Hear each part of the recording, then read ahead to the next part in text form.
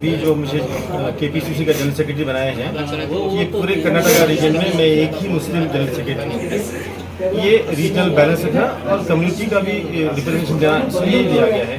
नाराज़गी की कोई बात नहीं है। पार्टी में कई लोग पूछते हैं सबको टिकट मिलना ज़रूरी नहीं है। मैं पूछा हूँ अगर टिकट नहीं मिला मुझे कोई बात नहीं, मैं as a discipline soldier Congress party का, मैं कांग्रेस पार्टी के साथ हूँ। कांग्रेस पार्टी की अच्छा मौक़िफ़ है इधर में। 2 मरतबा जीतने के बाद पसंद के बाद उनका जो गवर्नेंस है ठीक नहीं, उनकी बदनाम हो चुके हैं, पूरा गवर्नमेंट भी बहुत बदनाम हो चुकी है। अभी जो इलेक्टोरल बॉन्ड का जो स्कैम हुआ है, न सिर्फ हमारे देश का सबसे बड़ा स्कैम है बल्कि बड़े इकोनॉमिस्ट कहते हैं कि दुनिया का सबसे बड़ा स्कैम है। एक्सपोज हो गया वो, मगर यहाँ की मीडिया जो है उसको बाहर नहीं लाती। ये गवर्नमेंट बदनाम हो चुकी है। इनका जो नारा है 400 का नारा झूठा नारा है, ये 200 भी क्रॉस करने वाले नहीं। बीदर में हालत अच्छी है, कांग्रेस जी सर आप बोल रहे हैं कि बीजेपी जो है बदनाम हो चुकी है, लेकिन गौरव वल्लभ जो है कांग्रेस के स्पोक पर्सन थे। मास्टर डिबेट उन्हें कहा जाता था, संबित पात्रा के साथ उनकी बहस होती थी। उन्होंने कल बीजेपी ज्वाइन कर लिया है सर, इसकी वजह क्या है? ये बीजेपी बदनाम हो चुकी है, भ्रष्ट है, एक्सपोज हो चुकी है। डेवलपमेंट इंडेक्स में भी बहुत पीछे है। अगर कुछ लोग कांग्रेस या दूसरी पार्टियां छोड़ के बीजेपी में जा रहे हैं, उसकी वजूहत कई हैं। ईडी है, आईटी है, कई चीज़ें हैं। यहाँ पे जो राज चल रहा है ये डेमोक्रेसी नहीं है, यहाँ बिल्कुल डिक्टेटरशिप है। आप देख रहे हैं कि हमारे देश के 2 चीफ मिनिस्टर जेल में हैं, कई एमपीज जेल में हैं। मतलब ये जो भी आवाज़ उठाते हैं, जिनके पास भी उनके खिलाफ करने की ताकत है, उनको उनके मुंह बंद करने की कोशिश की जाती है। उनको डराया जाता है ईडी के जरिए, आईटी के जरिए। ये गौरव वल्लभ का हो, जितने लोग हैं, अशोक चौहान का हो, मेरे नज़र में वो लोग आज भी सेकुलर हैं। वो मजबूरी में गए हैं, जैसे उनकी मजबूरी खत्म हो जाएंगी वो उस पार्टी को लात मार के फिर वापस आ जाए। सर क्या आपको लगता है? सर एक सवाल आपसे, 35 से 40 साल की जो है आपकी सियासत है, बीदर के जो है सीनियर नेता आप माने जाते हैं, लेकिन इसके बावजूद सागर खंडरे को टिकट मिलता है। कई दावेदार जो है 5 मुस्लिम टिकट जो है कर्नाटका से इस बार पूछे गए थे, लेकिन कांग्रेस ने नज़रअंदाज कर दिया है। 1 टिकट दिया गया, क्या वो 1 टिकट जीतने की उम्मीद है? और 88% वोट शेयर इस बार जो है असेंबली चुनाव में खास तौर से माइनॉरिटी का रहने के बावजूद भी इस नज़रअंदाजी की वजह?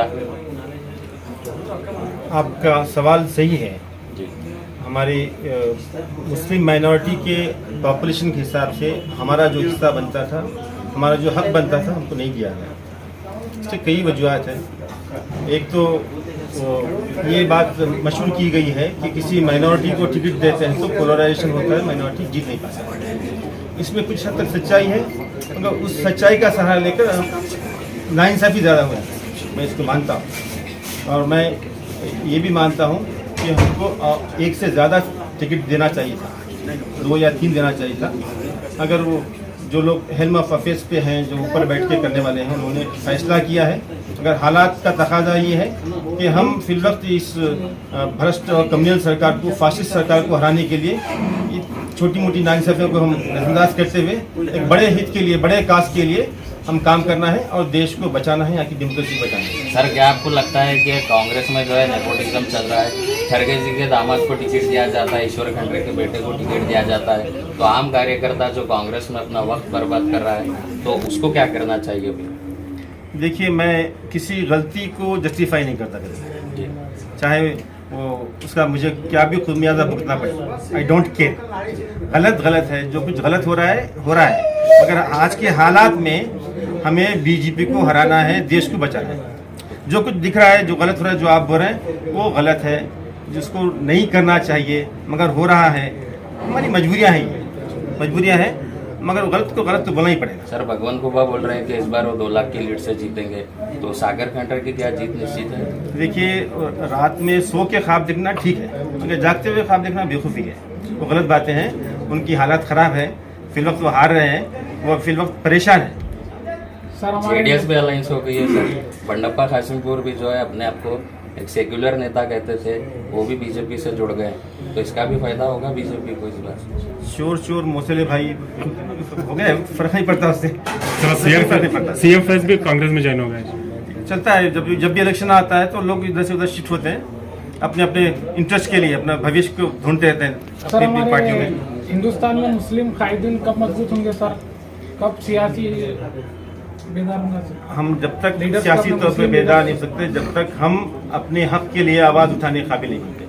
सर आप बोले 2 हमारे लोग हक के लिए आवाज़ उठाने के लिए कुछ कमजोरी हमें इत्तेहाद नहीं है।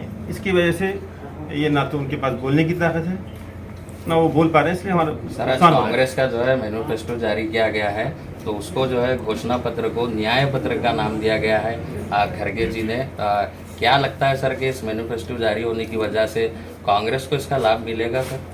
हिंदुस्तान की तारीख में ये पहला मैनिफेस्टो है जिसके अंदर गरीब और पिछड़े लोगों की, बिल्कुल डाउन ट्रॉडन लोगों की, डिप्रेस्ड लोगों के लिए, उनके हक के लिए, किसानों के हक के लिए और महिलाओं के हक के लिए, गरीब लोगों के हक के लिए इसमें बात की गई है, अनएम्प्लॉयड लोगों के लिए बात की गई है और इसका ज़रूर फ़ायदा होगा। उसका एक एक्सपेरिमेंट कर्नाटक में हुआ था, यहाँ पे 5 गारंटी दिए थे, उसका बड़ा फ़ायदा हुआ। हमारे पास 136 सीट है, जबकि इलेक्शन से पहले बीजेपी के लोग बोलते थे कि हम 60 से ज़्यादा क्रॉस नहीं कर सकते। वही आप तेलंगाना में देखते, तेलंगाना में तो था कि स्वीप, बीआरएस स्वीप कर रहा है, कांग्रेस बिल्कुल पिछड़ जा रही है, पहले की इतने भी सीट नहीं लाएंगे, मगर वहाँ पे भी जो कांग्रेस की गारंटीज हैं गरीबों के लिए, महिलाओं के लिए, नौजवानों के लिए, किसानों के लिए, वो बड़े कारगर साबित हुई है और उसका बड़ा फायदा हुआ है। अब नेशनल लेवल पे भी जो कांग्रेस का मैनिफेस्टो है वाकई एक न्याय का मैनिफेस्टो है। ये अच्छे दिन तो अब आएंगे, कांग्रेस जब सरकार में आएगी, गवर्नमेंट में आएगी तो अच्छे दिन आएंगे। क्या वही गारंटी पे अभी इलेक्शन लड़ेंगे आप, लोकसभा इलेक्शन? अब सिर्फ उसी गारंटी पे लड़े ना, हम गारंटी दे रहे हैं मतलब लोगों को बोले हमारी ये गारंटीज हैं, इसके बदले में हमको वोट दो, क्योंकि आप 10 साल से देख रहे हैं अनएम्प्लॉयमेंट बढ़ गया, 40 साल का रिकॉर्ड अनएम्प्लॉयमेंट है। सर ये 5 गारंटी को छोड़कर और दूसरे भी न्यू गारंटी आने के सेंट्रल गवर्नमेंट के कई 36 गारंटीज हैं इसके अंदर। 36 अब फिलहाल नए मैनिफेस्टो में 36 गारंटीज हैं और बहुत लोगों को सहूलत है। सर